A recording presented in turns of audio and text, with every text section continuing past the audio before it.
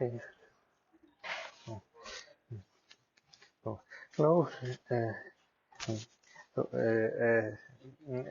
so first question. Probably I have all your emails, right? Mhm. Uh, are there any questions, for example, about the last problems? Yes. Mhm.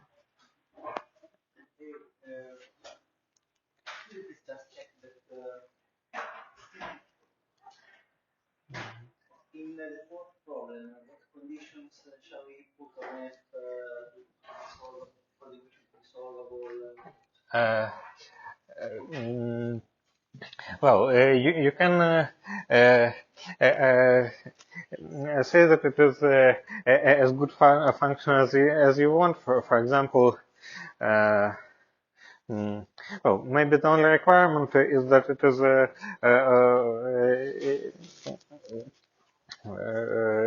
integrable, and that's all. So it can be discontinuous. Right? As you wish. In principle, if you had a equation of this kind, so uh, not remember, probably it was this equation, right? Yes, d squared u over dt squared plus omega squared uh, mm, u equals to f. You can write that this operator is d over dt plus I omega d over dt minus I omega u equals to f. And so, right? Then you can say that let us for some time consider this as a single object and solve this equation, which is first order differential equation. So you can multiply by exponential, then integrate, and then repeat the same with this part. So. So so this is one way to solve it without knowing anything about Fourier transform. And then we can compare it with some other solution. So,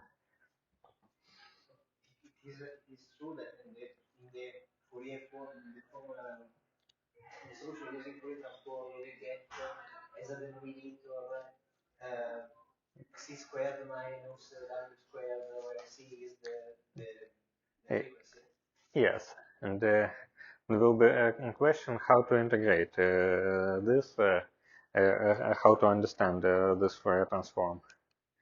Mm. And so I'm going to discuss this today.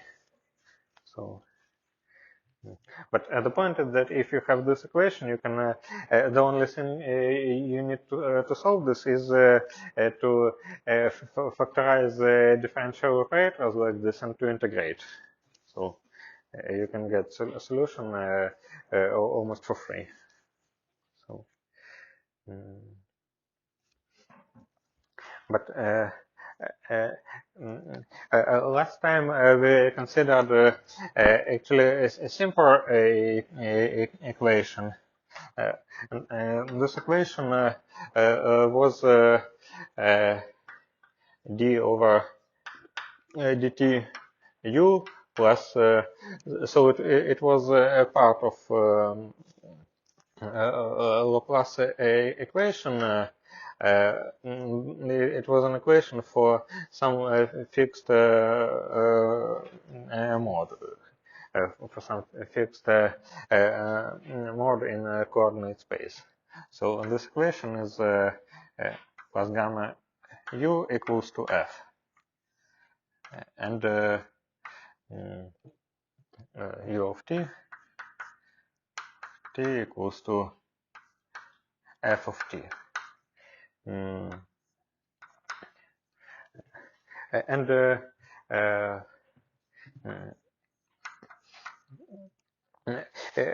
we could solve it just in an elementary way by reducing to an equation like d u tilde over dt equals to some other function, then integrate it.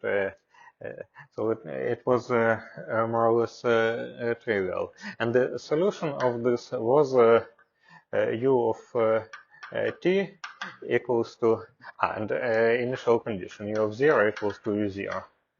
So solution was u0 e2 minus gamma t plus, so what should be written here?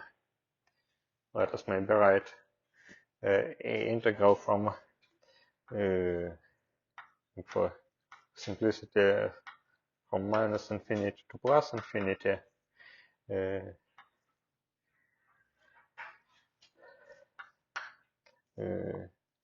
g of t minus t0 f of t0 dt0. And who can tell what this green function is?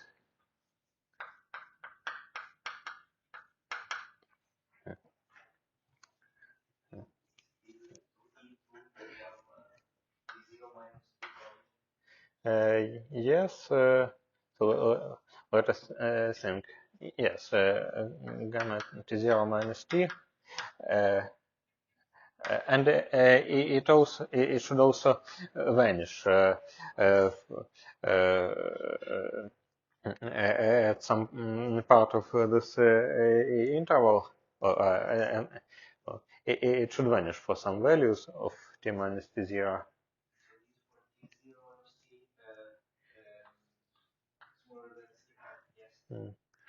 So.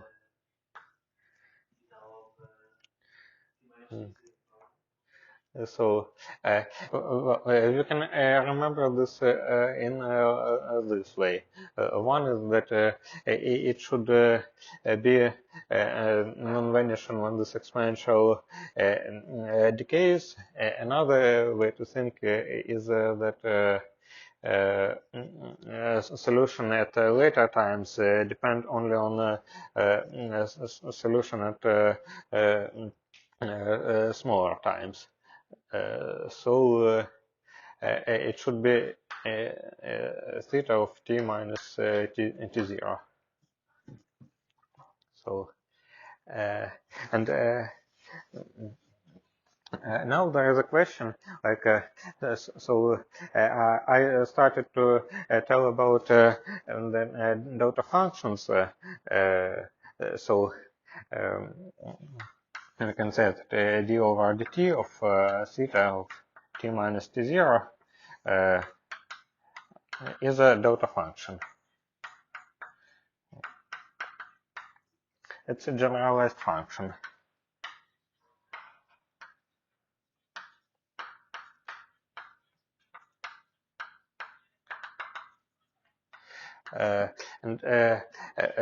So it's defined by property that integral from minus to plus infinity of delta of t minus t0 dt equals to 1, and the delta of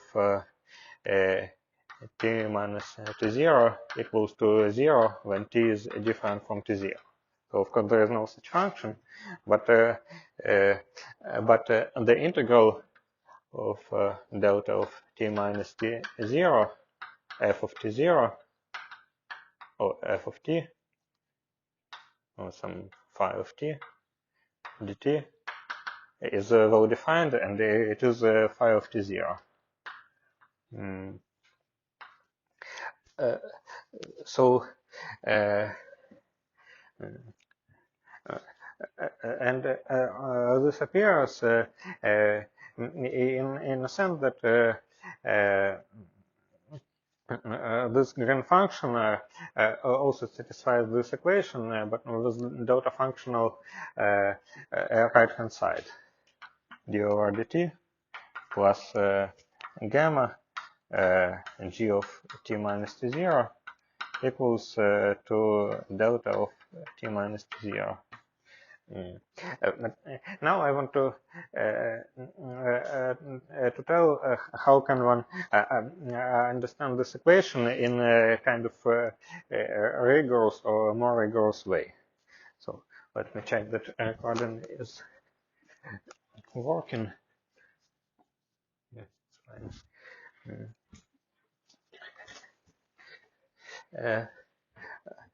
So we see that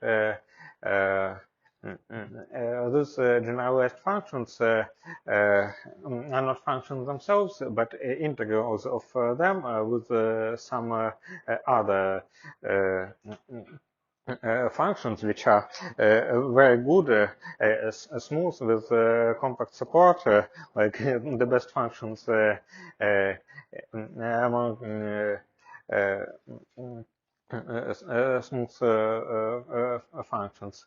So, if we consider only integrals with such functions, then everything will be well defined. And this idea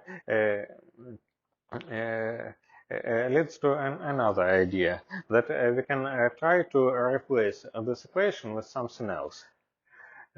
Namely, so it's called a weak equation.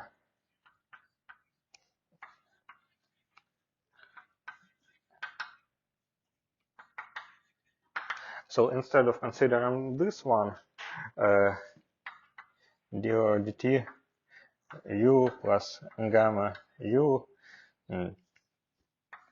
equals f, we switch to another equation that for any phi in this C0 infinity of R, we should have an integral from minus infinity plus infinity, or from 0 to infinity, doesn't matter, phi of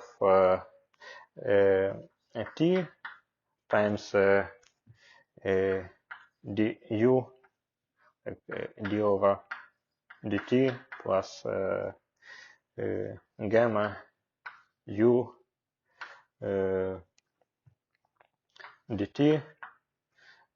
Let me write it this way: minus f of t dt equals to 0.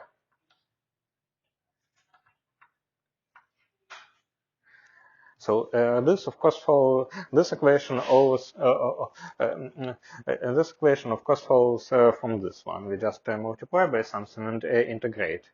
And also, if this function u is smooth, at least differentiable, then these equations are equivalent, because you know, maybe the main thing we should know about this space is that there exist functions which are smooth in any point, and they have this form.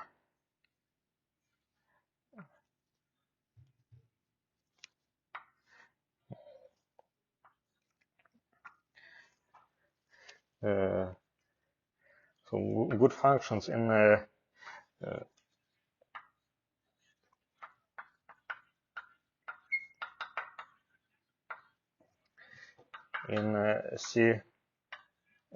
C0 infinity. It's quite an obvious idea, I think, because, for example, if we go to this space for analytic functions, then knowledge of this function around so in arbitrary small region allows us to recover this function more or less everywhere, if it does not have analyticity natural domains in the complex plane. But the smooth functions can be defined on some segments of real line and can be modified independently in different parts of it. So so this is done. So behavior of this function is something like e to minus. So the basic building block is something like 1 minus 1 over x squared. So there is a way to glue to send function to 0, keeping it absolutely smooth.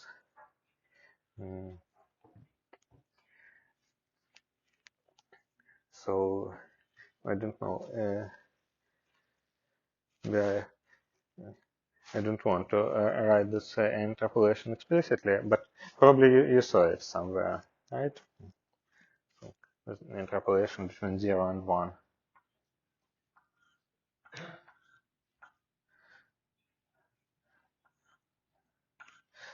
So thanks to such functions, we can say that this expression is so if it holds for any such function and u and f itself are good, like u is differentiable, then this equation follows from this weak form. And but it's not actually the weak equation because it's almost the same as before. But to get the actual weak equation, we should integrate this term by part, like to move all derivatives from the term which can be non-differentiable, like u, to the term which is differentiable for sure. So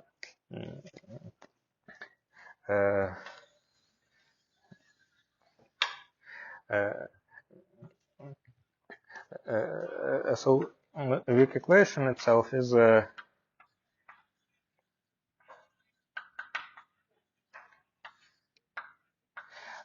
if we integrate this by parts, and it looks like integral from minus infinity to plus infinity, u of t u of t minus d phi over dt plus gamma phi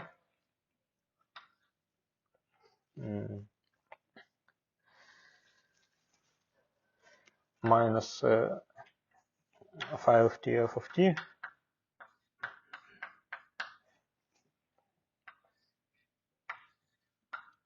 dt equals to 0 for arbitrary smooth function, for arbitrary such function.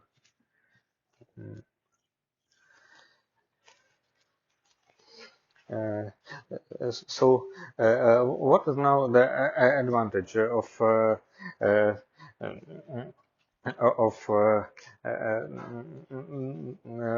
this way of writing? For example, we can say that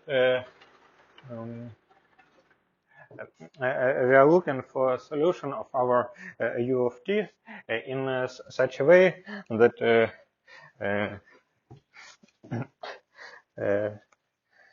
so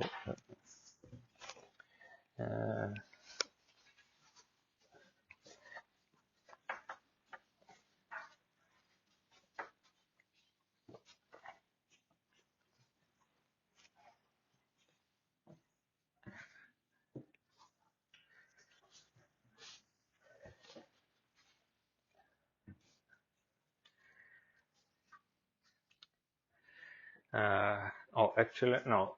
In this case, probably Now, in this case, it is better to write it as it is in reality. The integral is from 0 to infinity, and there also be boundary term here. Mm.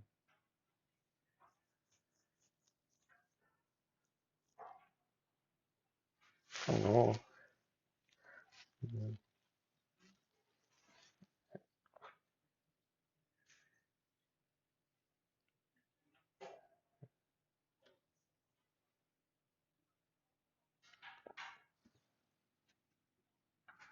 Actually, it is right in this way.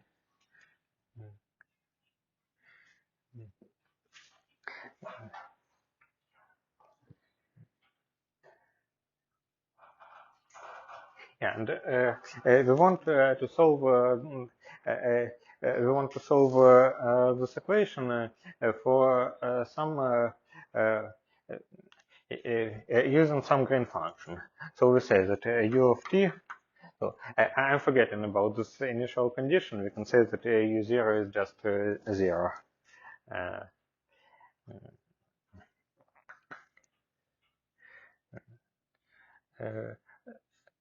or move it to minus infinity.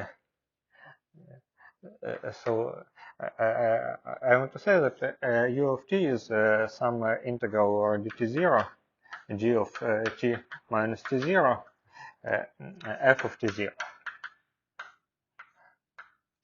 So suppose that there is such an ansatz for a solution of u of t minus infinity to plus infinity. And substitute it into the weak form of equation. So it gives us integral from minus infinity to plus infinity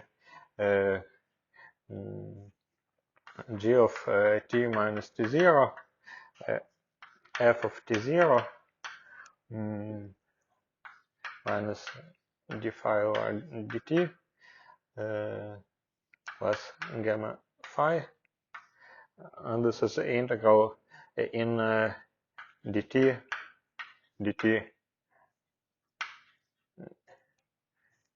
dt0. And this other term, it is better to write it as an integral in t0 again. Mm. Mm.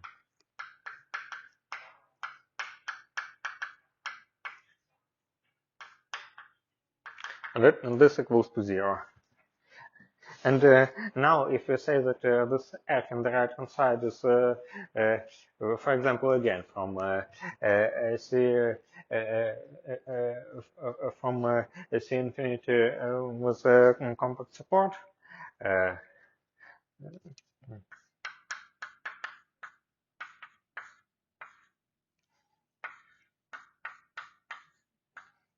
and this holds for any f, any phi. Then this equation can be rewritten as integral from minus infinity. So integral from minus infinity to plus infinity, g of t minus t0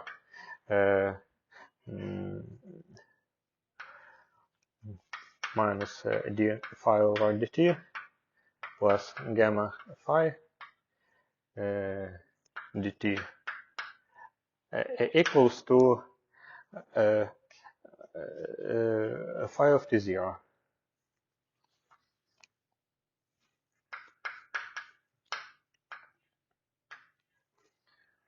Is it okay? Hmm?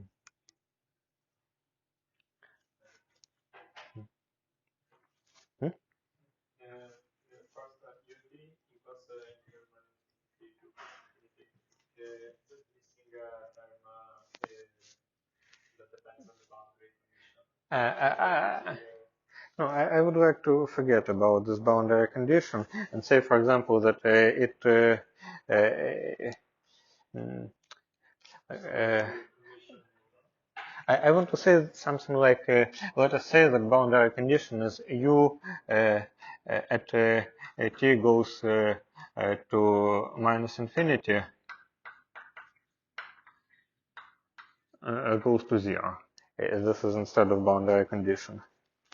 Sorry, why the last integral has become 5 to 0? Because we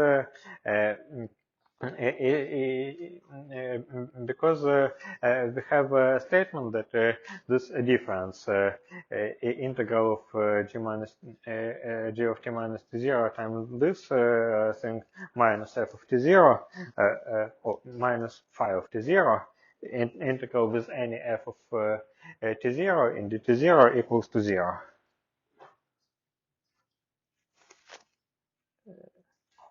So we have originally we have this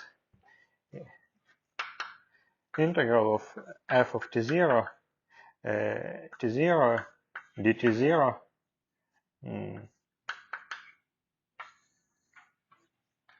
times and this expression equals to 0 for any right hand side.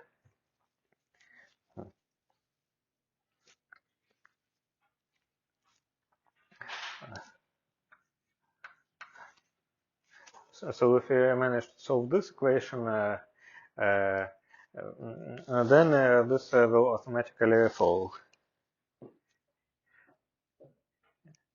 So and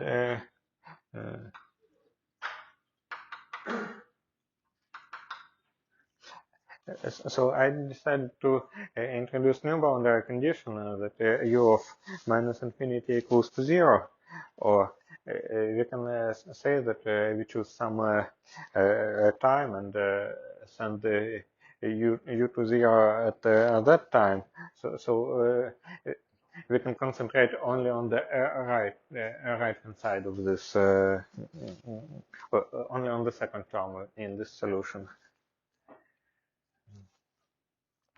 So for a generic initial condition, worst case scenario, we take our solution and some solution in the kernel of the operator. Oh, of the differential operator that matches the initial conditions. So, what do you mean? In case we don't want the condition that u goes to 0 for t going to minus infinity, and we want another kind of initial condition, we just need to find a solution in the kernel of in a function in the kernel of the differential operator that matches the difference. Yes, this e to minus gamma t. Yes, and then say that our f of t starts from 0, for example. So f of t is 0 for t less than 0, and so if you know how to solve this problem, then we know how to solve any other problem, because we say there is this boundary condition. U goes to 0 when t goes to minus infinity. Then we write this formula.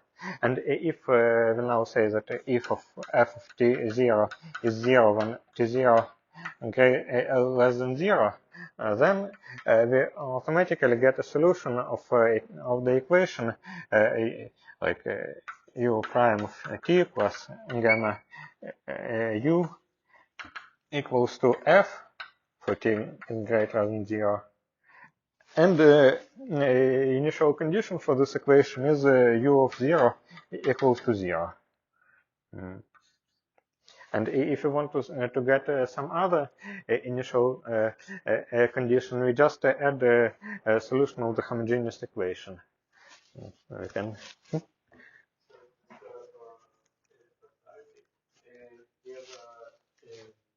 Previously, we have used the boundary condition to fix precisely solution. In this case, we fix only the behavior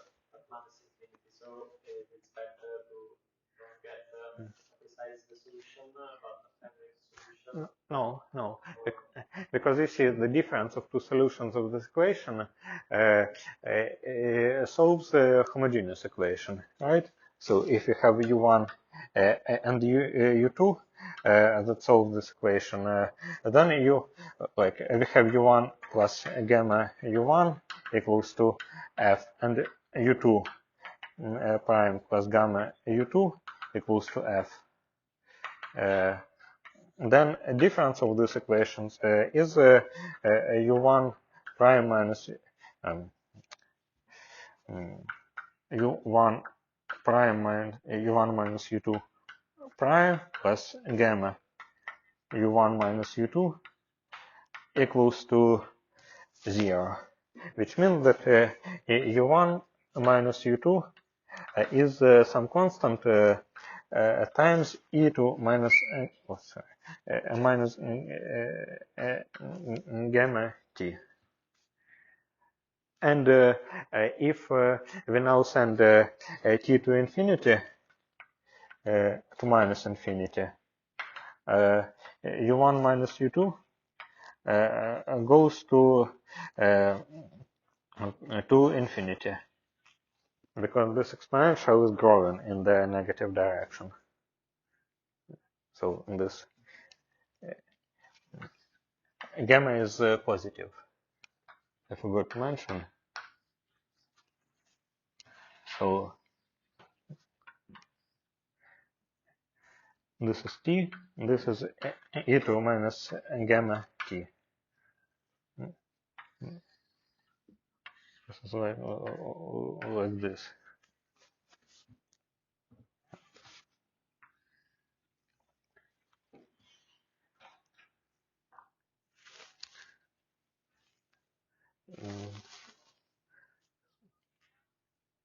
Is it fine?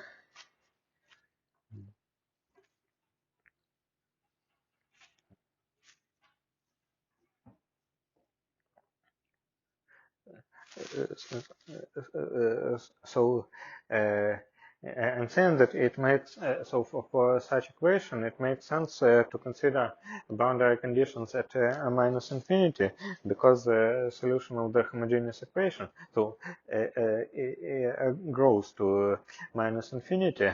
So if we ask it to go to 0, it will mean that a solution is uniquely defined. So maybe better to say that it literally equals to 0 for t is less than minus some big value of t, and f of t less than some big value of t is also 0. So we have so for some big negative times we have 0 right hand side of this equation, and we have and we ask for solution to be precisely 0. Because if it is not non-zero, then solution of the homogeneous equation is this exponential, which goes to infinity.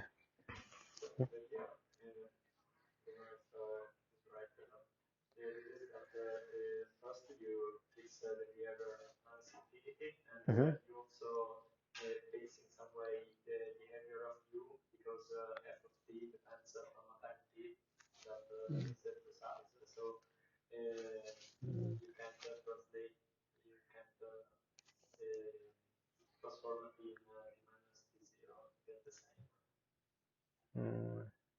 And I don't understand. I'm trying to say that our original problem was the following. Maybe I should have said it more correctly from the very beginning, because so.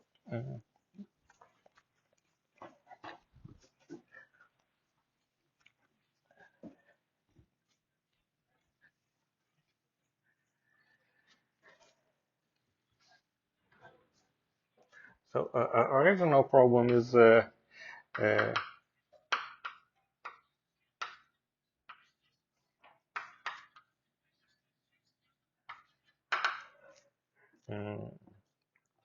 so u prime plus gamma u equals to f and u of 0 equals to u0. We can equivalently consider the problem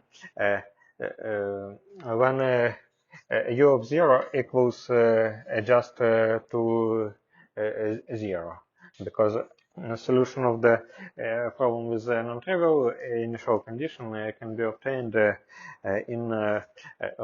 obtained by adding this exponential. So we can solve this problem. But we can also so in here f of so here f of t less than 0 was 0, and it was a problem on a half line. But we can consider a problem on the whole line.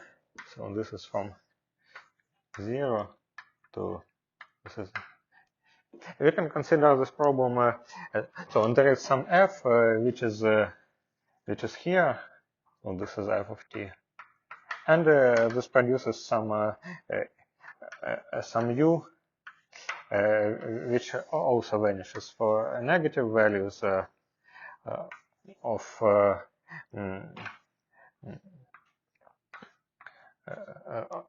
negative values of t and equals to something for positive values of t.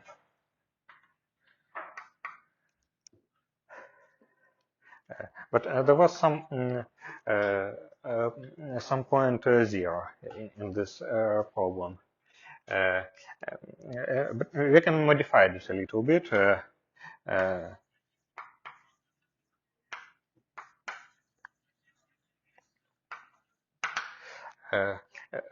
We can consider f such that there exists some big T greater than 0, that f of t less than this minus t is 0. Like for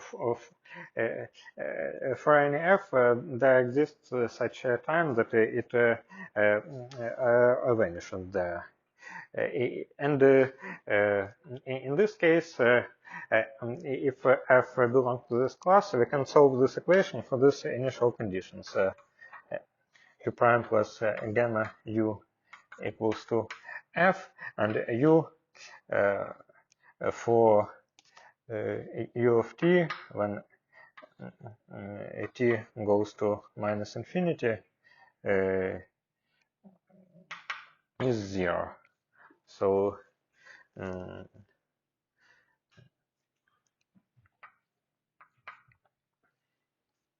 so basically, if it is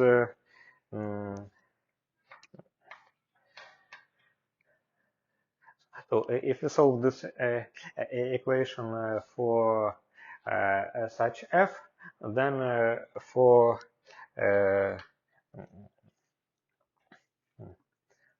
I don't know if I need to write here a limit or say that there exists such t that this u vanishes. But the idea is the following, that if you solve this equation for t is less than minus t, this is t which depends on f. There is such a time when at which this function vanishes.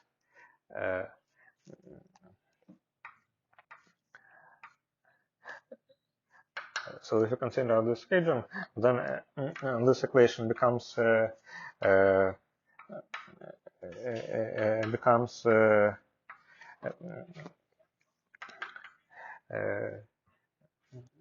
homogeneous, and its solution is u equals to c minus gamma t. So this requirement that u of t should equal to 0 when t goes to minus infinity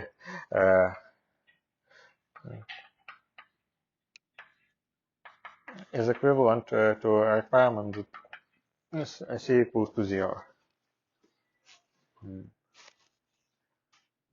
And it's not only the limit, so this u for u for t greater than this minus t of f equals to 0. Is it fine? So, and if you want to switch to original problem, then it's easy to do. Just consider functions which are non-zero for positive t's. So.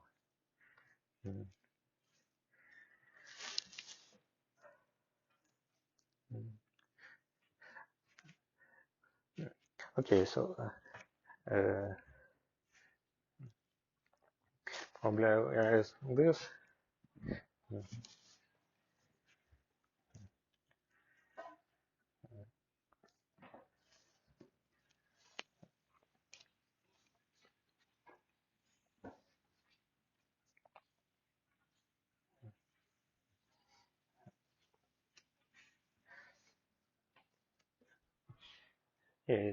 So now we have this equation which holds for arbitrary f, because we want this to be general solution for arbitrary f in the right hand side. So it means that this square bracket vanishes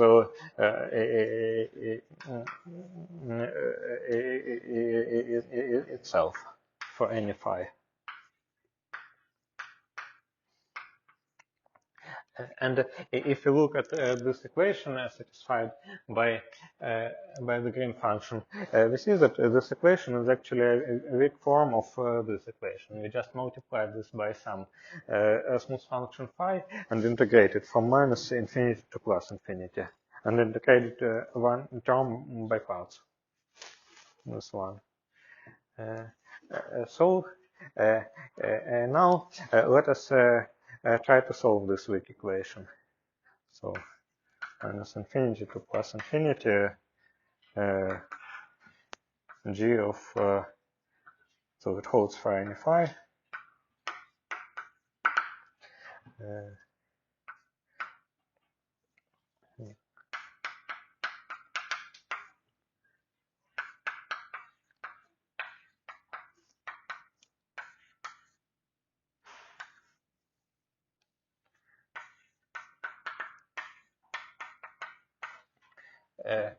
so if it holds for any phi, we can choose some particular phi's. Namely, let us choose phi's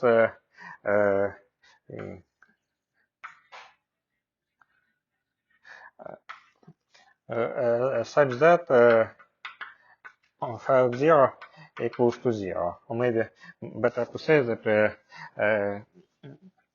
0 is not in the support of phi. In this case, the right-hand side vanishes, and we see that the integral from minus infinity to plus infinity for g of t minus t0, oh no, not 0, t0. Sorry.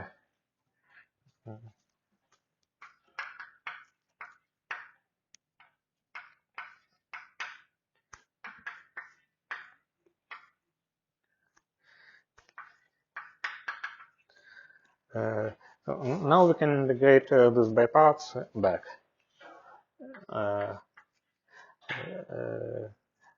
So equals to integral minus infinity to plus infinity phi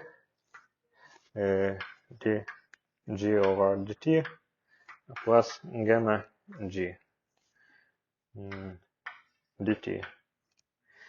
And if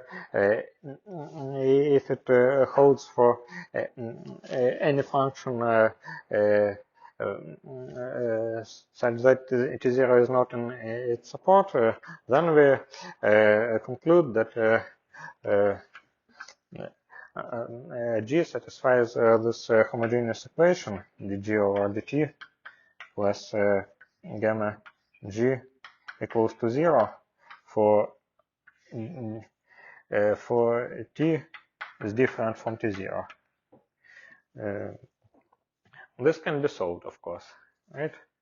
So who can tell the solution for G? So there should be two regions, because T0 splits our line into two parts. So what is the solution?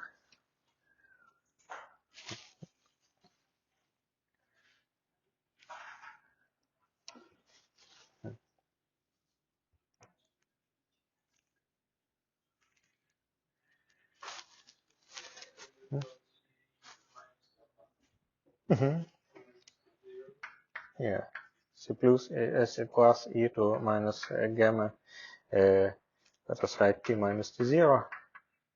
And in principle, here we can have c minus e to the minus gamma t minus t0.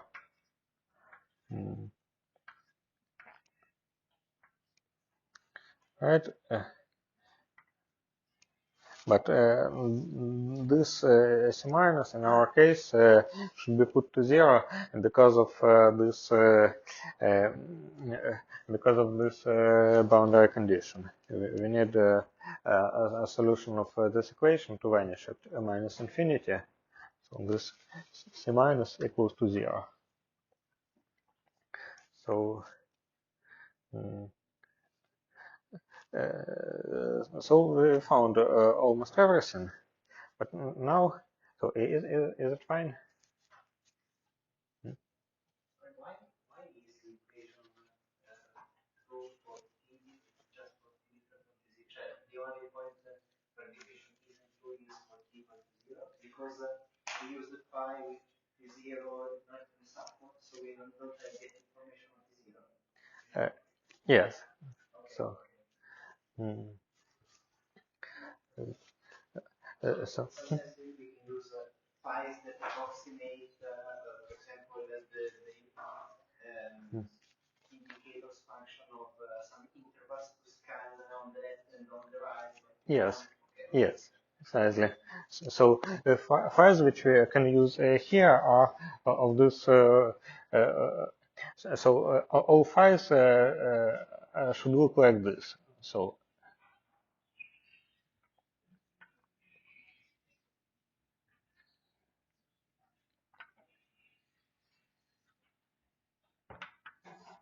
This is T0, and these are typical files. So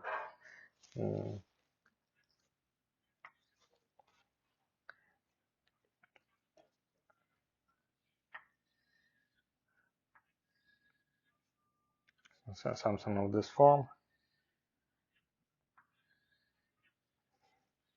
But all of them should vanish at T0.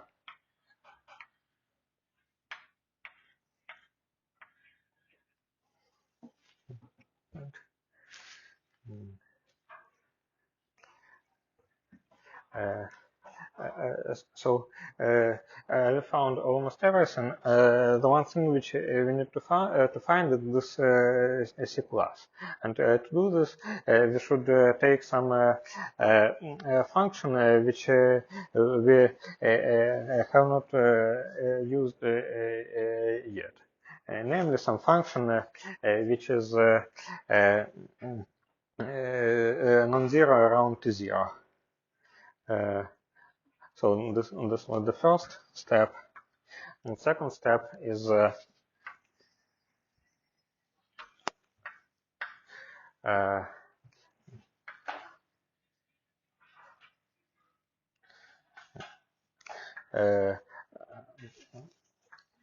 phi of t, which is maybe I'll just draw its plot. There should be some function which is 1 at t0. This is t0. And here it is 1. Phi. And so it is 1 till, for example, epsilon minus epsilon. And then, for example, at 2 epsilon, it is already 0, and at minus 2 epsilon. And it is in C0 infinity. So how to know this?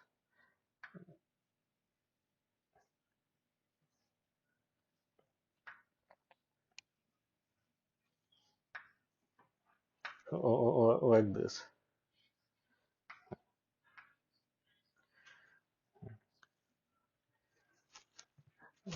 So I think and if you can write some expression for such function using this function e to minus 1 over x squared, which interpolates between some number, between some function and something which is identically 0 for negative x. Okay, so let us take such function. So we see that there is this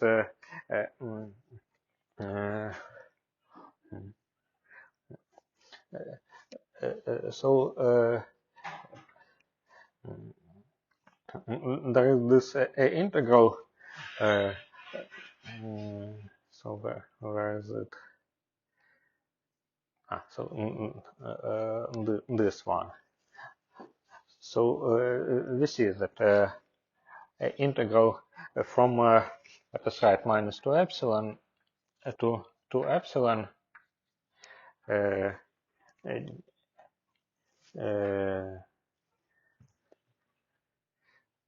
so this variable is t minus t0. So it is t0 plus 2 epsilon, t0 minus 2 epsilon times g of t minus t0 minus d phi over dt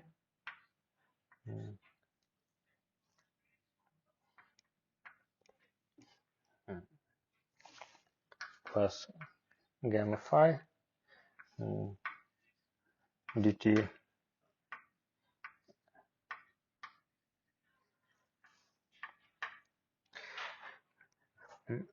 And here, when epsilon equals when epsilon goes to 0, we can say that this g of t is almost constant. So we can write explicitly this correction terms and get here.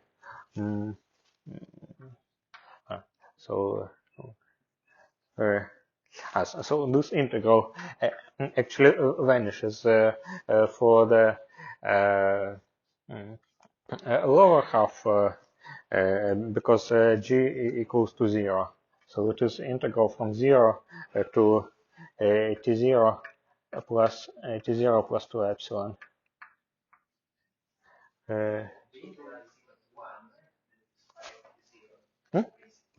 So yeah, it's 1. Yes.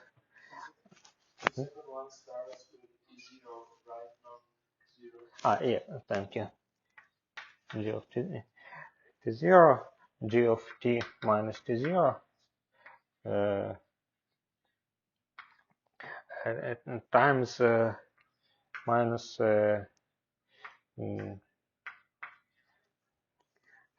d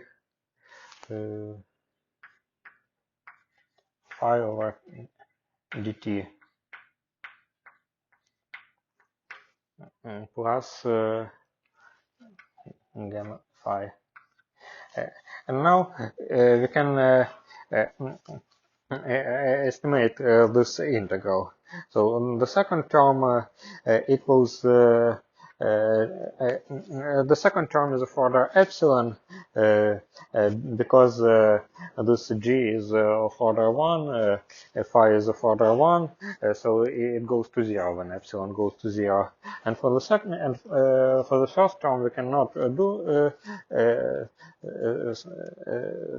so easily. We can, for example, integrate by part and do the same, or just say that this g can be replaced by constant, namely by c plus times integral from t0 to t0 plus 2 epsilon minus d phi over dt, and this equals to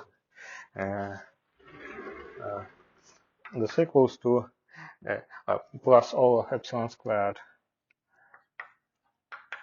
Oh, no, sorry, plus O of epsilon. Well, it equals to C plus times the difference of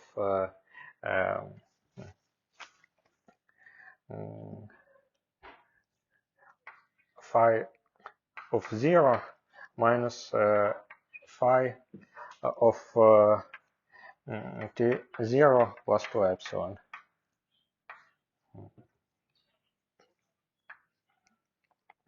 Like this, plus O of epsilon.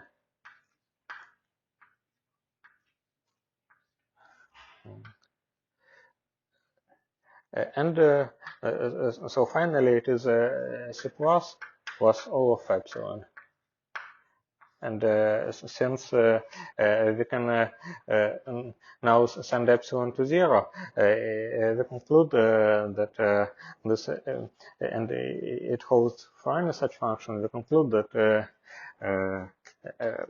solution of this equation is 1 equals to C plus. So C plus equals to 1.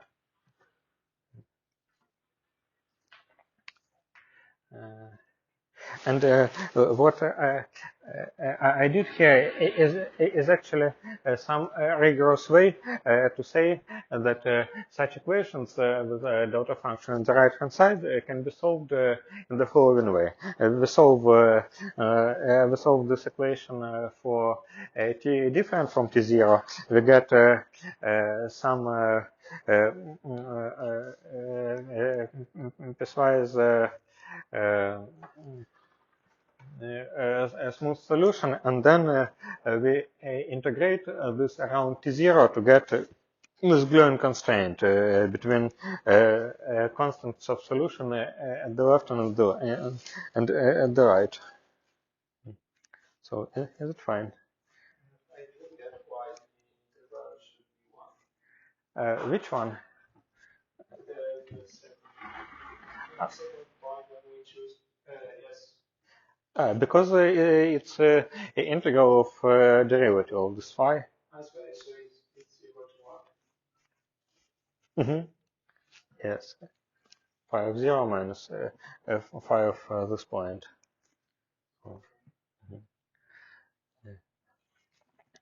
So it was it was a rigorous way. So this computation was a rigorous way to say that we just take this equation d over dt. Maybe I will use another blackboard.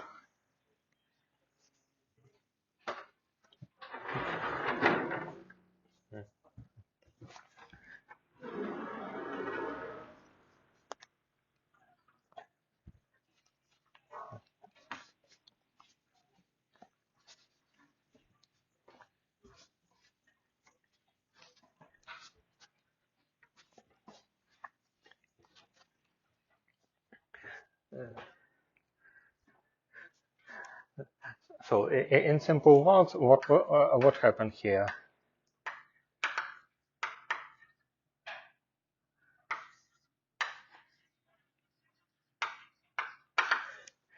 Uh, we had this equation d over dt plus gamma g of t minus t0 equals to delta of t minus t0. And we solved it for t different from t0. So g of t equals to c plus e to minus gamma of t from for t greater than t0, and g of t equals to 0, t less than t0. And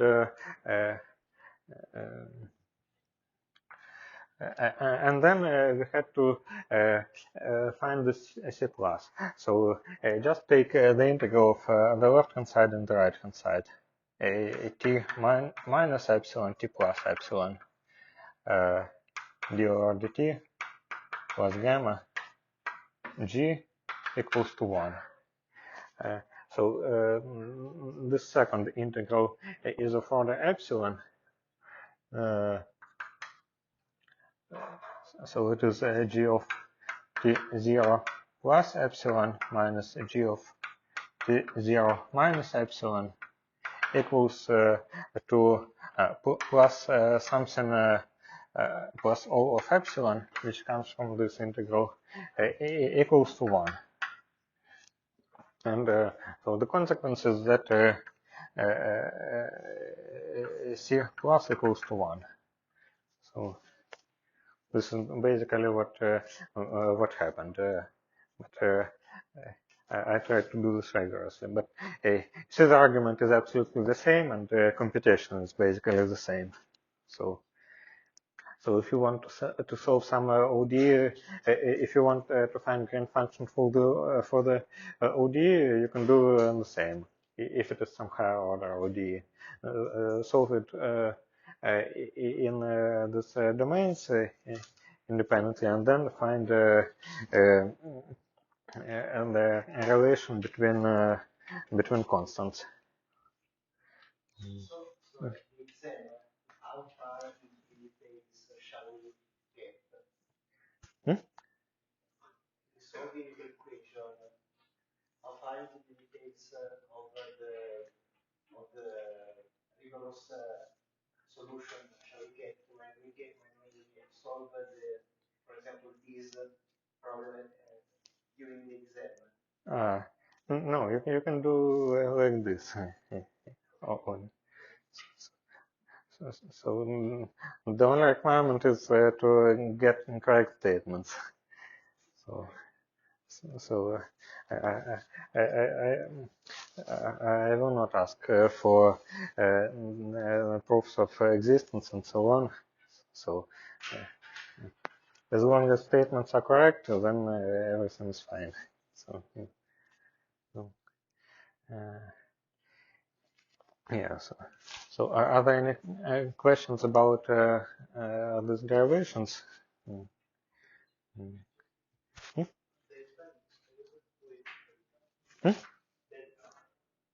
It's a delta function. So the same delta function which was defined there.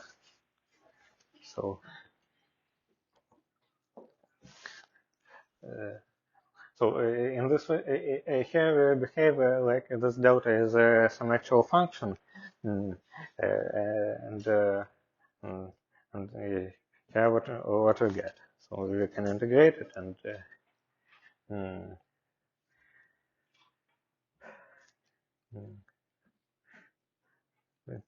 By the way, and there are some properties of this delta function, but probably we can talk about them later. Like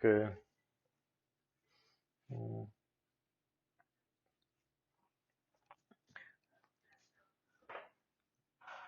Maybe let us say a few words about properties of delta function.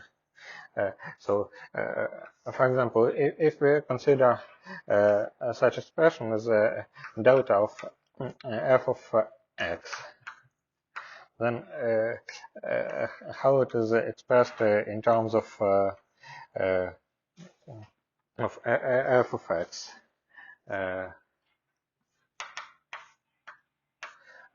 So we know that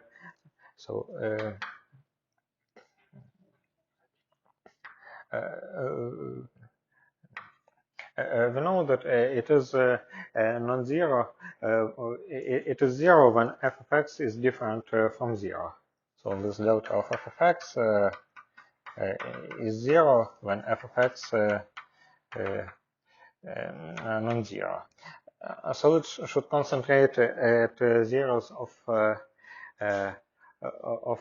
delta.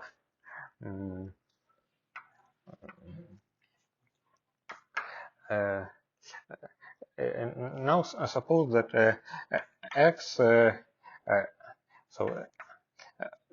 all zeros of f are some xk's. F of xk equals to 0. And let us try to compute the integral from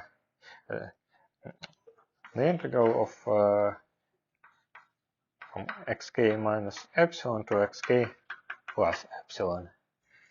Delta of f of x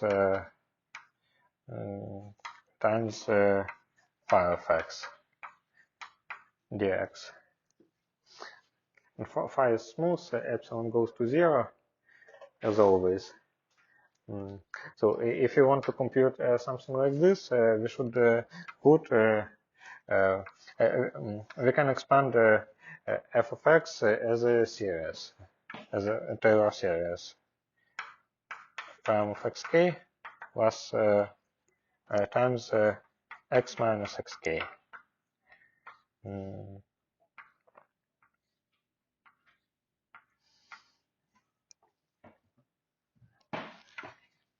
Of x dx. Xk minus epsilon, xk plus epsilon.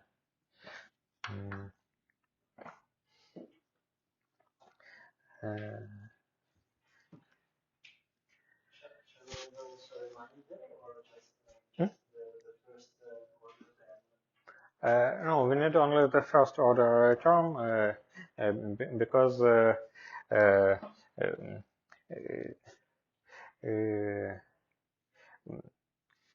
maybe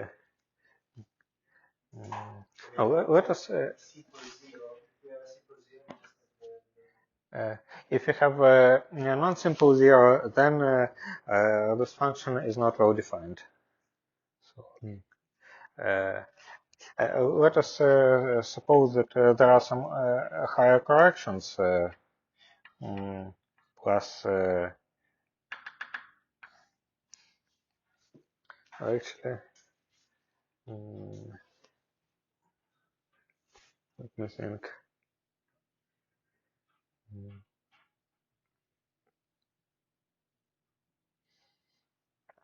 So if we have some higher corrections, then we can invert the series, and it will also be a series.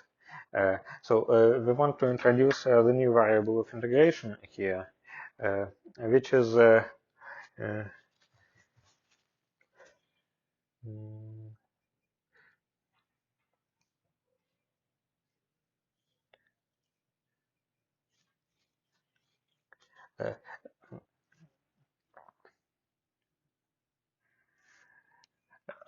so let us say that f prime of x k times x minus x k plus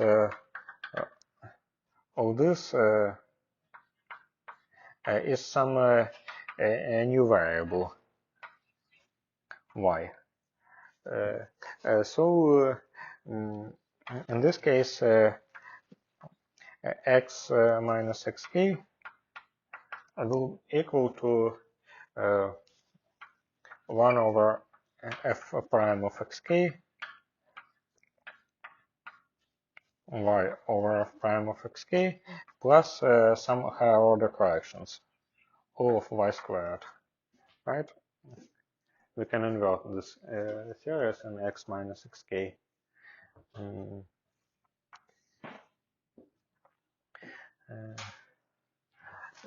And we get an integral from minus from minus epsilon times f prime of xk to plus epsilon f prime of xk, and delta of y times phi of y plus O of y, no, phi of xk plus y over f prime of xk plus all of y squared dy, right? Yeah, thank you. dy.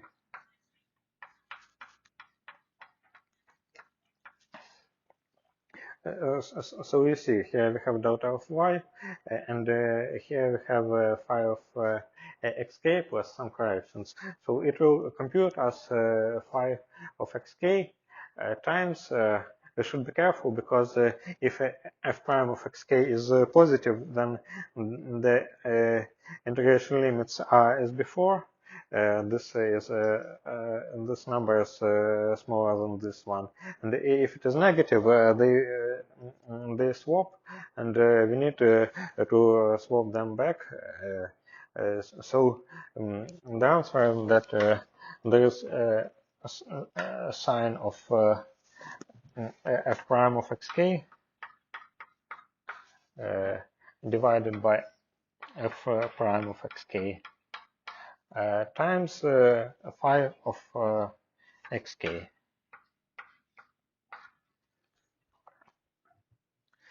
And this sign of f prime divided by f prime equals to 1 over absolute value of f prime. So so we conclude that so what is the answer for this delta function?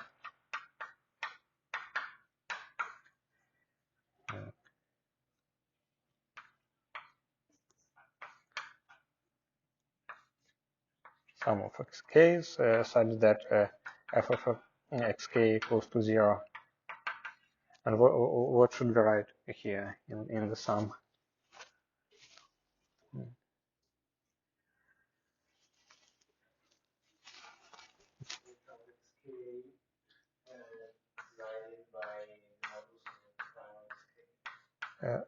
X minus xk.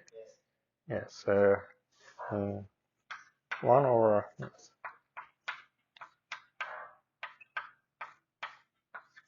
And there exists such formula. Sometimes it can be useful. And in particular, we see that a delta function is an even function of x, which is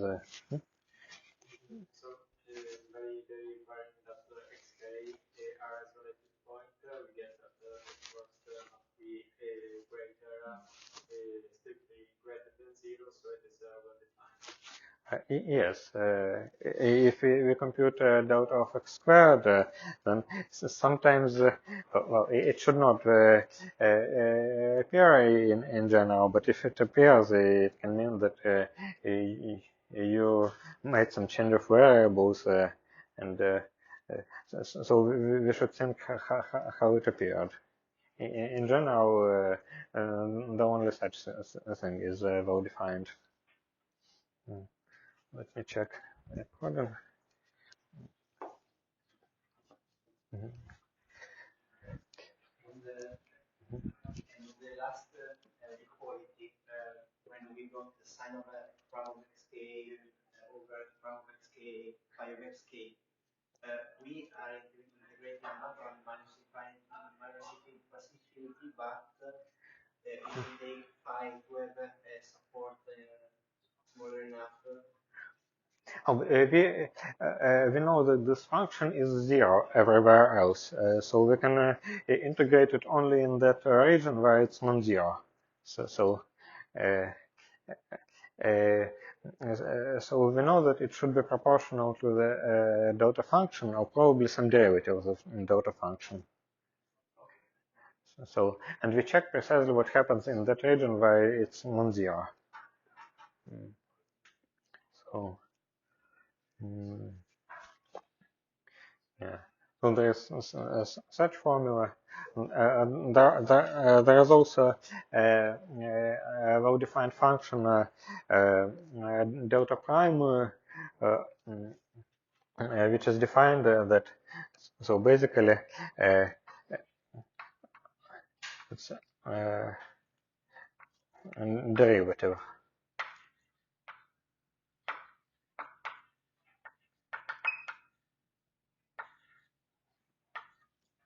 So delta n of x times f of x dx from minus infinity to plus infinity will equal to, we should basically integrate this by parts, thinking that this is the actual function, and get as a result minus 1 to power n and the derivative of f.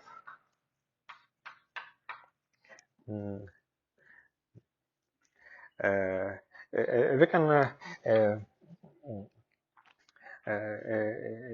check some identities for delta and delta prime. For example, there's an exercise to check that x times delta prime of x equals to equals to minus delta of x.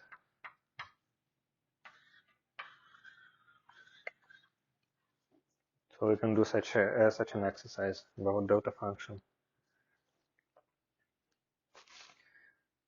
So they should be understood this way. If you want to do everything rigorously, and this is a generalized function which first multiplies f by x, and then takes this derivative with appropriate sign at 0.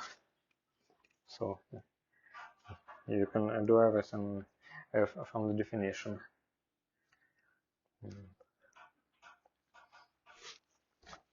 So, are there questions?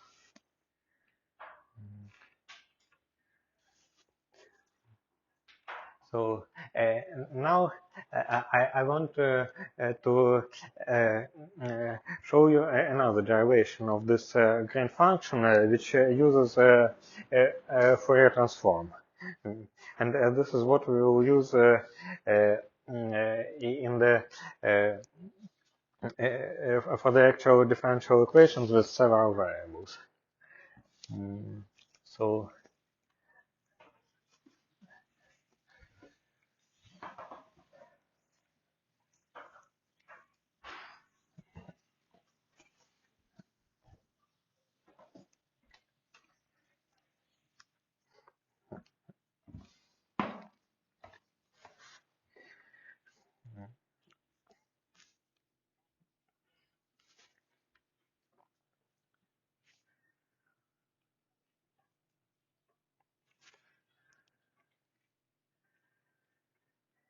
maybe at some moment we will need to discuss properties of the Fourier transform. But for now, let me just try to use it naively. So again, this equation is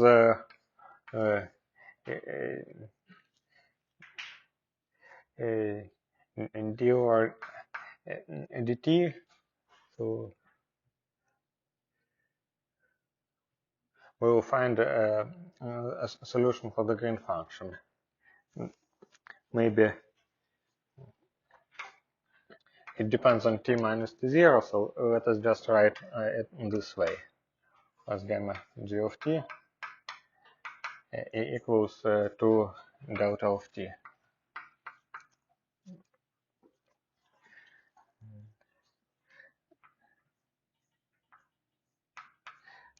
And a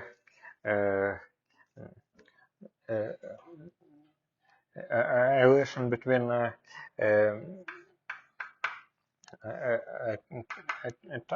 g of t and its Fourier transform is this one.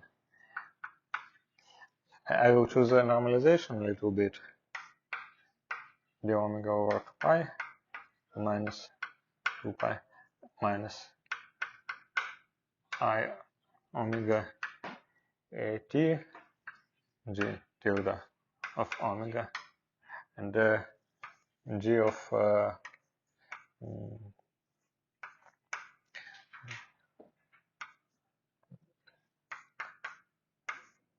g tilde of omega equals to integral from minus infinity to plus infinity dt g of e to the I omega t g of t.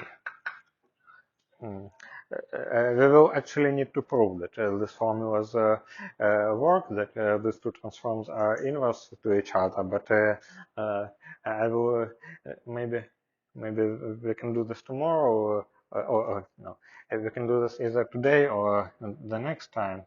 I don't know. But for a moment, let us suppose that we trust in these formulas. Sorry, so you don't have the plus and the minus in the exponential interchanged? It depends on your preferences, but as far as I remember, people usually use this convention for time transformation and the opposite convention for x transformation, because somehow it is x, it is omega I omega t minus kx. And it should remind us the product of four vectors, like in Minkowski metric. So it is omega k 1 minus 1 minus 1 minus 1 t x. So it's kind of product of four vectors. Although it's also a good question, who is vector, who is one form. So if you want to be absolutely rigorous, then the t and x is a vector, and this other object is one form. So they don't need a metric to multiply, but the usual convention is this. You can use whatever convention you like. For example, originally I put here 2 pi, and if we put 2 pi in the exponential, then we don't need to write anything in the integrals. It is nice, and mathematicians use it sometimes. And also you can divide this 2 pi and this 2 pi as a square root of 2 pi in the direct and inverse transformation. So there are all these conventions, but one of possible ways to remember the convention is the following. We put no 2 pi's in the exponentials, and every time we write integral in some momentum, we should divide it by 2 pi. So d omega appears as d omega over 2 pi always, and dt is just dt. Well, so now let us compute the Fourier transform of the delta function. So delta prime of omega, or delta tilde of omega. So who can compute this?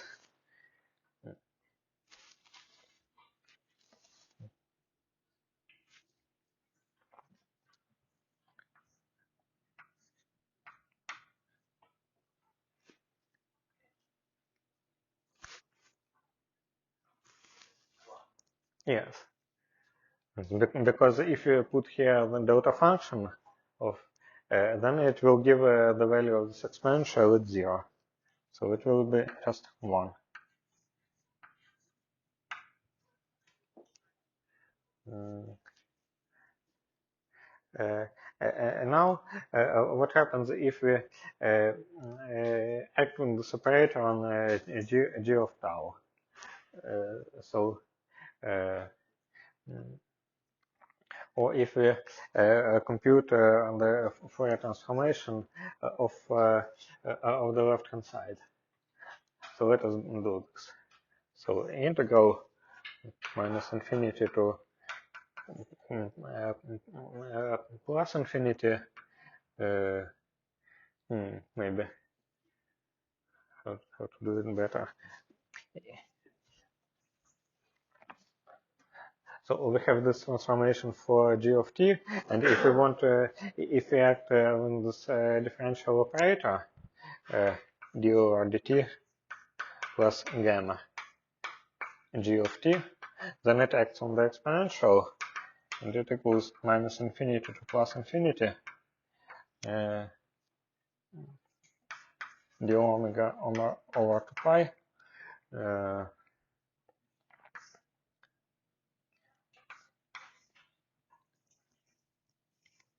minus I omega t g of omega.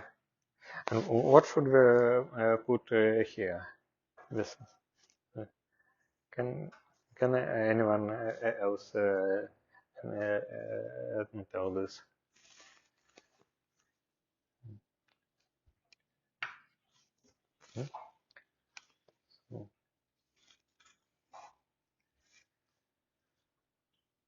So what happens if we act on this operator on the only object which depends on time?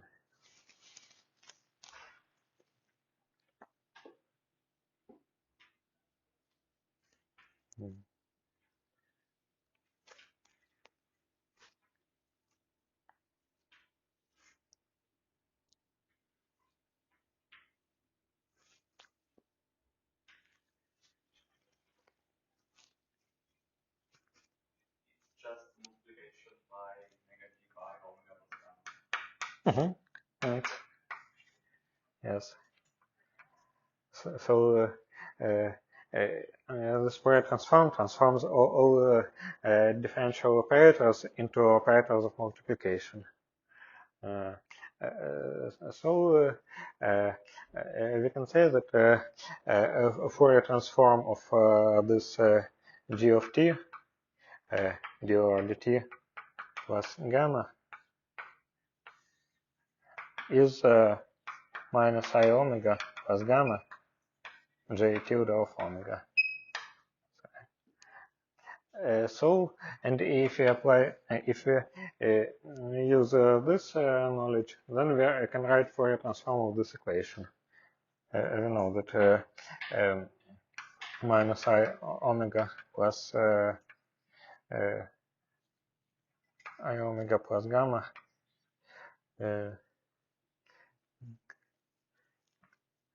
so it should be fine.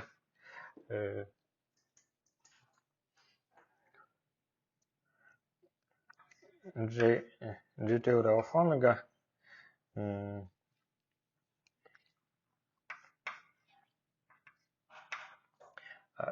equals 2 delta tilde of omega equals to 1.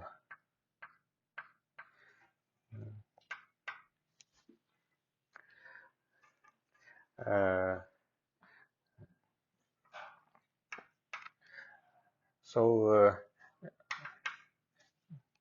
the g tilde of omega equals to 1 over minus I omega plus gamma. And just in the inverse of this matrix in the momentum space. So we kind of diagonalized it and then took the inverse. And now the question is, what is the inverse transform of such a function? So let us write g of t. It's integral from minus infinity to plus infinity. D omega over 2 pi e to minus I omega t over minus I omega. Maybe let us write it as I omega plus I gamma.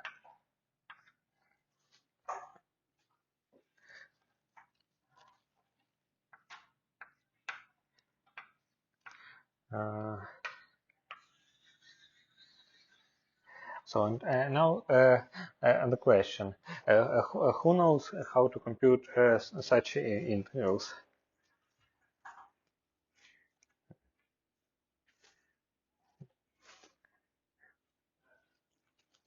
Probably with complex analysis with some path into C and computing the residuals. Yes. So, and the question to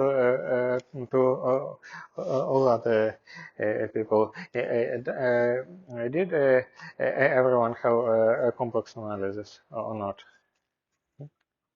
So, is there anyone who did not have it?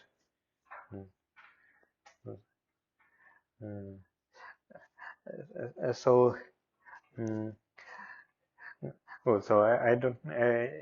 Then I don't need to tell all those basic things. So. Yes, and how should we do this computation?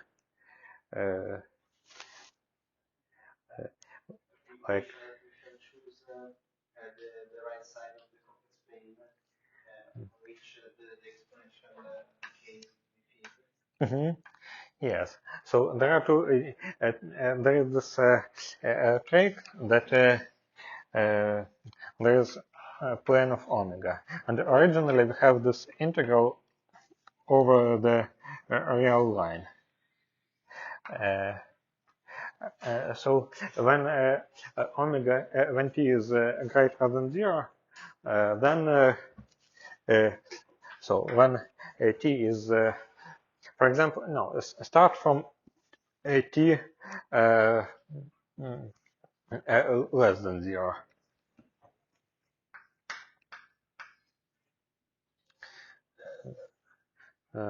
Maybe I'll write it here. T less than 0. Then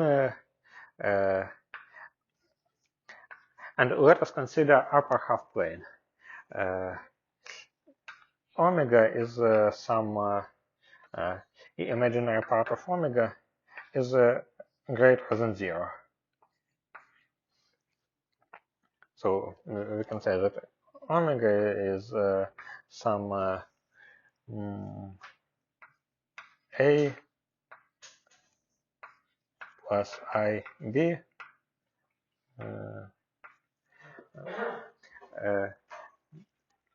and this b is positive. And maybe we can say that t is minus t. So I'm just writing this in such a way that we can understand if this if it is something positive or if it is something small or something big. So we have minus I times a plus ib times minus t. And if we gather all these pluses and minuses, then we see that it is e to the minus t times b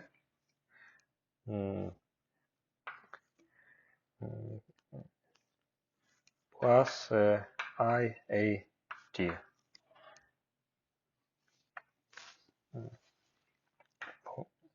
B is greater than 0, t is greater than 0. So we see that this exponential is e to minus tb, and b is imaginary part of omega. So if we now do the following, if we consider some, for example, circle or any other path which is far away from the origin, like it starts from r minus r. We see that on this exponential on this path goes to 0. So e to for t less than 0, e to minus I omega t goes to 0 on this path, right?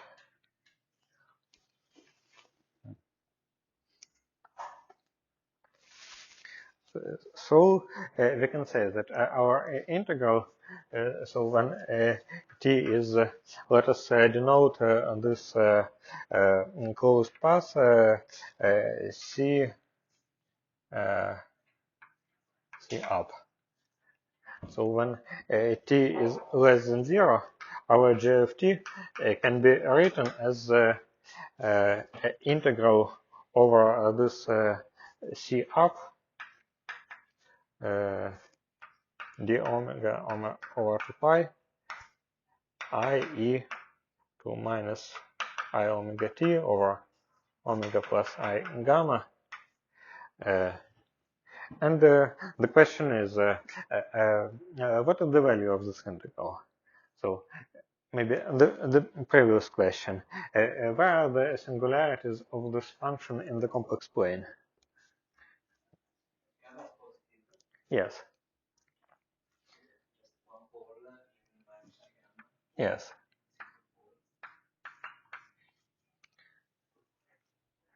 So,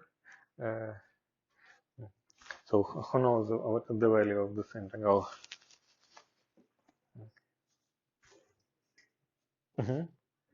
Yes. So 0. So the basic interpretation is that our equation is a transport equation, and we are transporting in one direction, and in the other direction we don't have. No, I don't know how to interpret it as a transport equation. Oh, it's some kind of causality principle that a solution at a later time depends on this force in the right-hand side computed at only at previous times. So this gain function should vanish for negative t. And you see, it's absolutely general principle that if some function is analytic in the upper half plane and goes to 0 fast enough, like faster than the exponential, then its Fourier transform for negative times vanishes identically. So So here this is the illustration. The mechanism is precisely this, that if a function is analytic and not so big at the infinity, then we can compute its Fourier transform in inverse Fourier transform by just causing the contour and uh, and uh,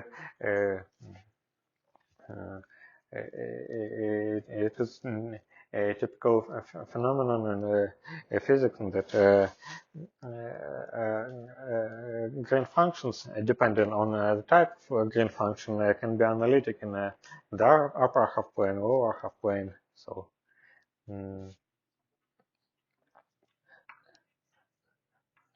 this is a common situation. Now let us consider the other region. So when t is less than 0. So we can use the same argument about the contour at infinity. So we can add this part without changing the integral.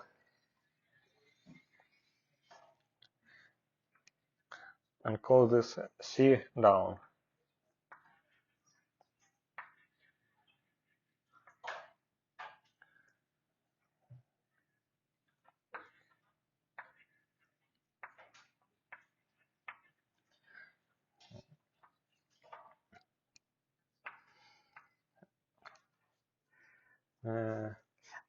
So now in the same way we get g of t equals to integral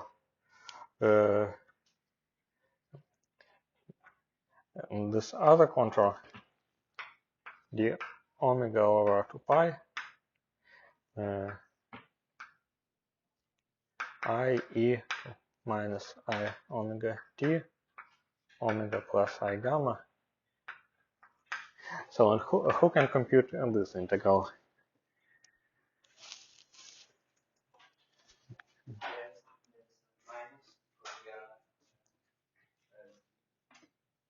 In the clockwise direction. So Yes. So minus 2 pi I for, times the sum of the residuals. yes. Which is a simple which is the residue in the whole in omega equal minus I gamma. And we can compute it by taking the limit. For example, we get I e minus I times minus I gamma. So we put omega equals to minus I gamma here, right? And get e to minus gamma t. Yes. Right? And now multiplying everything, we get just e to minus gamma times t. So you see, we recovered the same green function. So it is 0 for t less than 0, and it is e to minus gamma times t for sorry, it's t greater than 0. Sorry. So in this case, we didn't have to use the weak equation and all the considerations about those functions. Oh, but we don't actually need to use it. Like it is useful only for some rigorous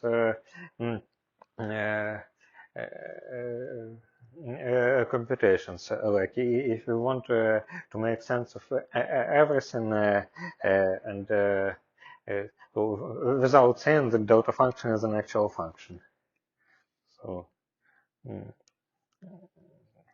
we can basically work with the generalized functions as with the actual functions, use them to compute Fourier transform and so on. But sometimes we will meet some integrals which do not converge. And one way is to say that we just find some nice regularization for these integrals to compute them and then take a limit. Another way is to remember about these weak equations, multiply everything by C infinity functions, say that it works for any function. But if you want just to get a result, we don't need all this. We can compute and then try to think why it is actually rigorous. So,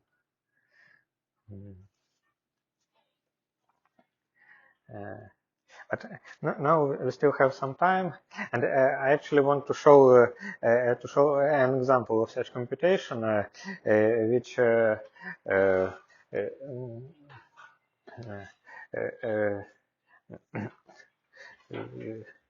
which shows how to work with this generalized functions. So let us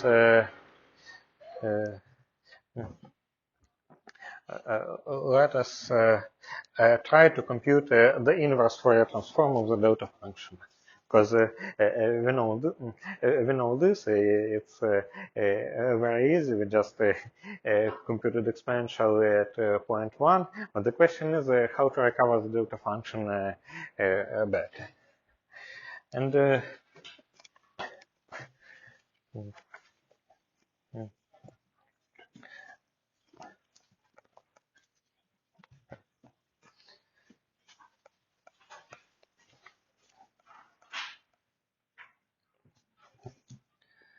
so let me change that recording is on.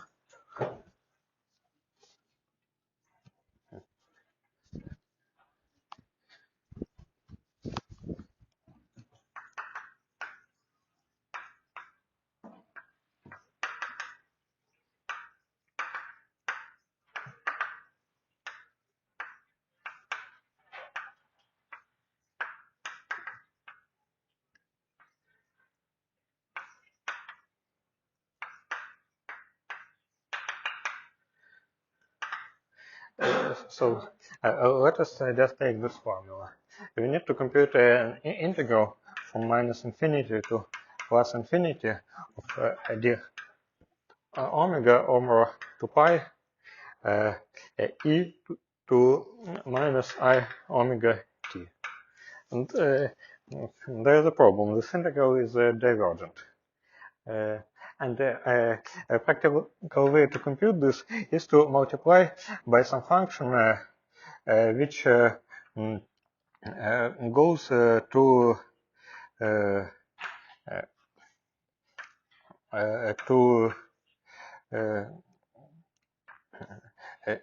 0, which makes this integral convergent, and its limit when epsilon goes to 0 is just 1. So we see that a limit of epsilon goes to 0, e to minus epsilon omega is 1. So if suppose that we can exchange integral and limit, then it should be fine. And now let us compute this integral.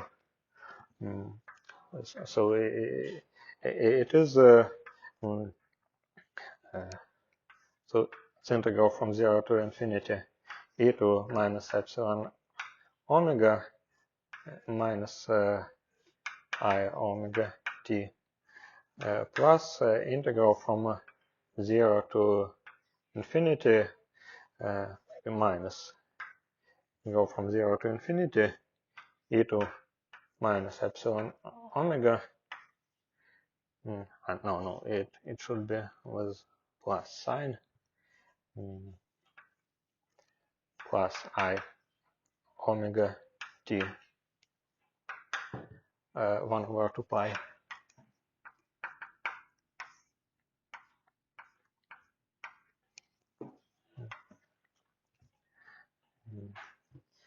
So who knows what are the values of these two integrals?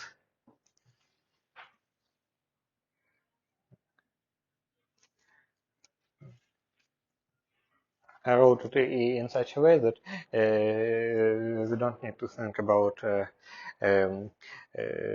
are the integral of oscillating exponential can be considered as the correction. The main question is the following: what is the integral of e2 minus epsilon omega d omega from 0 to infinity? So, can anyone tell this immediately? Yes. So we can basically think that it can be rescaled, or we can think that this exponential has a range where it is big for the 1 over epsilon, and this is precisely on this. So and here it gives 1 over epsilon plus I omega plus 1 over epsilon minus I omega. And if we combine them together, we will get what? We will get 1 over pi epsilon over epsilon squared plus omega squared. And do you remember such a function?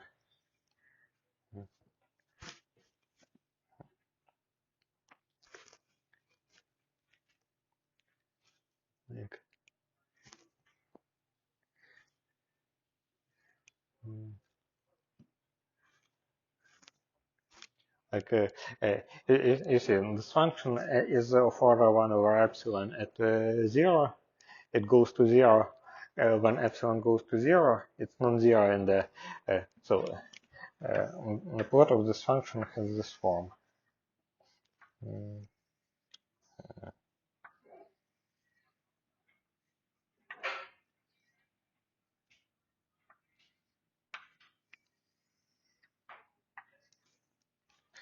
So thank you. Yes, in here, thank you. Well, this is t. This is this segment. I will actually call it delta epsilon of t.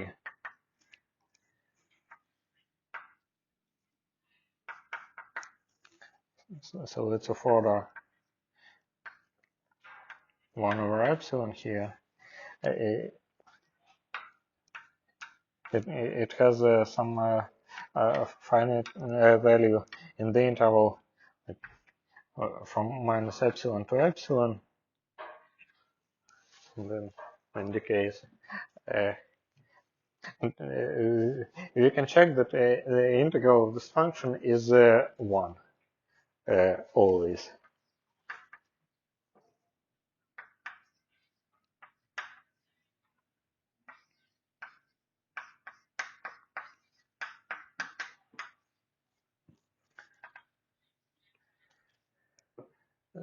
So it's clearly so it can be computed either by residues or from the argument that this integral equals to the value of the Fourier transform of this function at 0, which is 1, or we can just integrate it as a real integral. But in any case, this integral equals to 1, and it goes to 0 from t different from 0.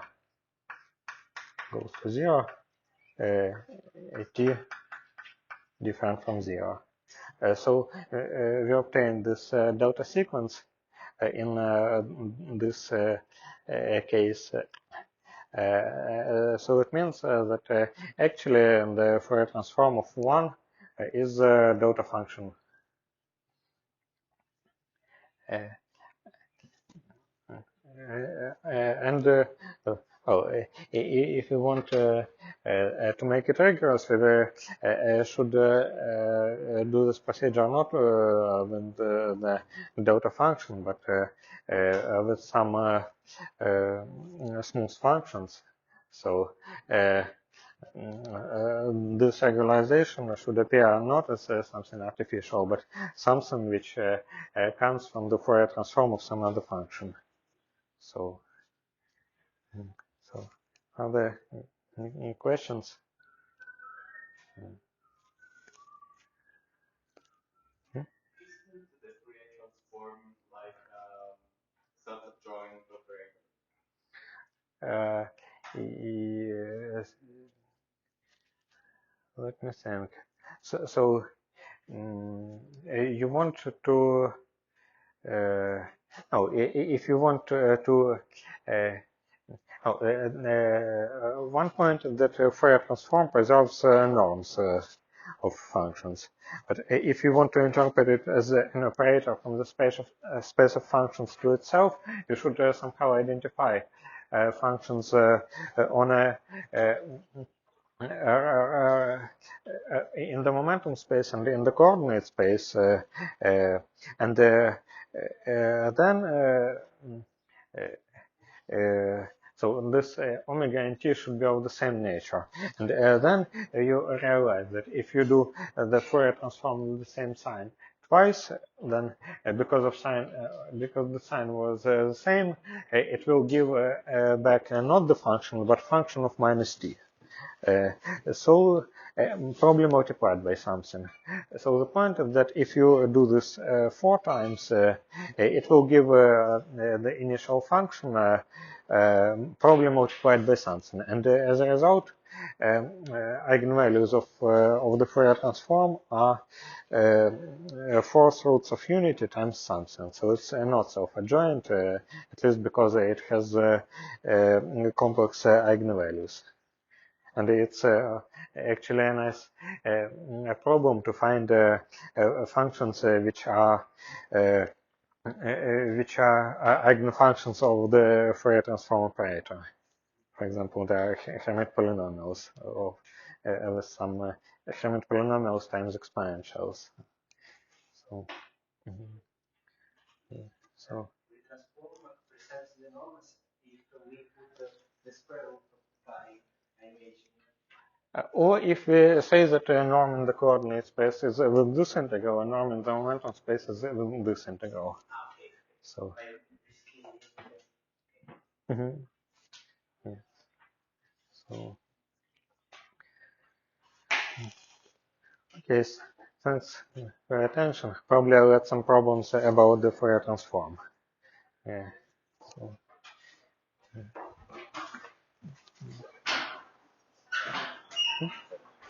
We solved this equation not by factorizing the operator, but directly with the Fourier transform. Yes. When we noticed that we can have just one solution in L2 for some specific values of the initial data, so we switched to the and then from here, can we keep the computation? Yes, you just need to choose how to pass through this pose. You can either go above or below, and depending on this, you will have a gain function which vanishes for positive time or for negative time, and you need the one which has the same property. So that it will depend only on the previous times. So we need also properties of f for the no we.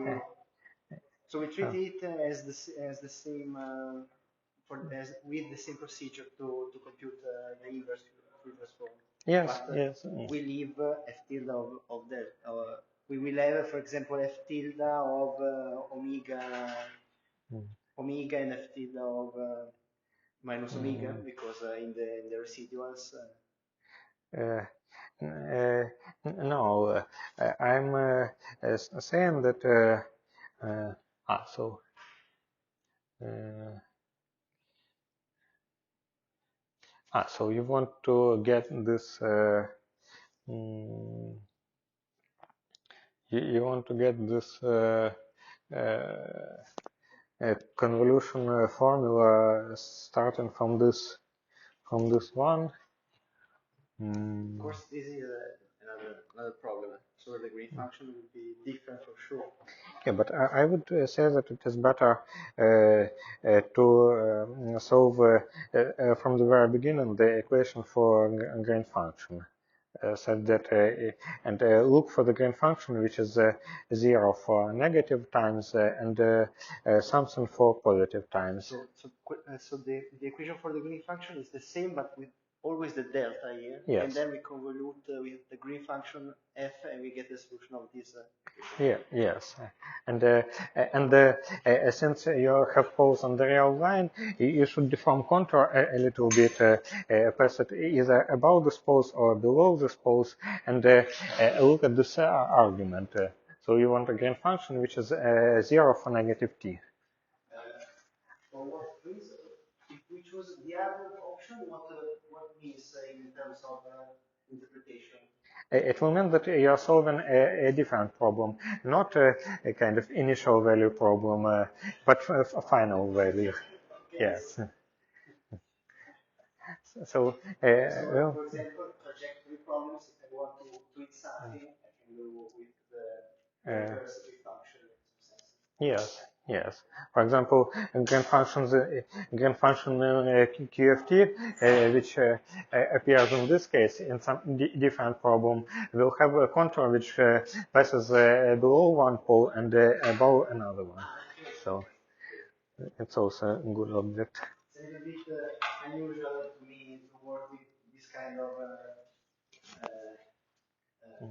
objects. So I apologize for the many questions. No, it's fine. Like I, I don't assume that anyone should know this. So it's mm, Thank you. yeah. Thank you for questions and for activity. Mm.